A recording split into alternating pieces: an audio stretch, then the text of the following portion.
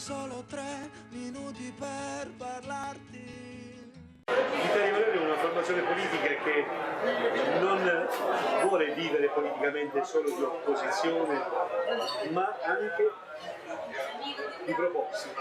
Lo abbiamo detto all'indomani del referendum, quando dopo aver preso atto che i cittadini ci hanno dato ragione sulle nostre proposte referendarie, abbiamo detto adesso costruiamo una classe politica e soprattutto ridiamo un po' di fiducia alla politica. Per questa ragione oggi dobbiamo prendere atto. Lo dico a chi ci ascolta e chi vorrebbe, chi è arrabbiatissimo con questo governo, potete immaginare noi. C'è un'Italia sull'orlo della bancarotta, cioè vale a dire siamo all'Inter, noi stiamo arrivando come la cosa in bancarotta, quando in bancarotta si fallisce non c'è più niente, è tutto distrutto. Allora fare solo opposizione, magari con 3.000 emendamenti strumentali a questa manovra, per farla fallire vuol dire mandare un messaggio di non credibilità al mercato internazionale e fallire tutto noi. Si dice dalle mie parti, si butta via il bambino con l'acqua sporca.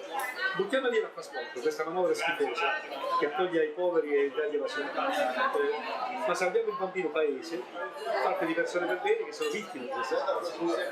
Ecco per cui noi, in adesione all'appello del Capo dello Stato, l'Italia Valori insieme al Partito Democratico, insieme all'UDC, abbiamo deciso di presentare non 5.000 emendamenti ostruzionistici in modo da dare la scusa al governo, abbiamo dovuto fare il voto di fiducia e quindi pregare i cittadini che sono costretti ad avere una manovra dannosa per le fasce sociali più deboli, ma solo 4, 5, 6, 10 emendamenti strutturati, propositivi, firmati da tutti e tre i partiti, da tutti i partiti dell'opposizione, per dire al governo e alla maggioranza: non mettetela.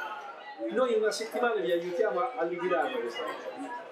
Cambiateci le cose più volgari, più offensive per le fasce sociali più deboli. Rilanciamo l'economia, andiamo a fare i tagli laddove serve, degli sprechi della politica, dei costi, dei nepotismi, delle lottizzazioni e quant'altro. E facciamo una manovra che manda un messaggio all'esterno di un paese che c'è, che può tenere, di una classe politica all'altezza della situazione, capace di assumersi le proprie responsabilità. Mettiamo da parte Berlusconi, è un venditore di tappeti che ancora una volta sta rovinando il paese, ma non è una buona ragione per buttare a mare il paese. Allora non vogliamo nulla a che fare con questa manovra, vogliamo aiutarla a cambiare su alcuni punti concreti. 3 minuti, solo 3 minuti per parlarti.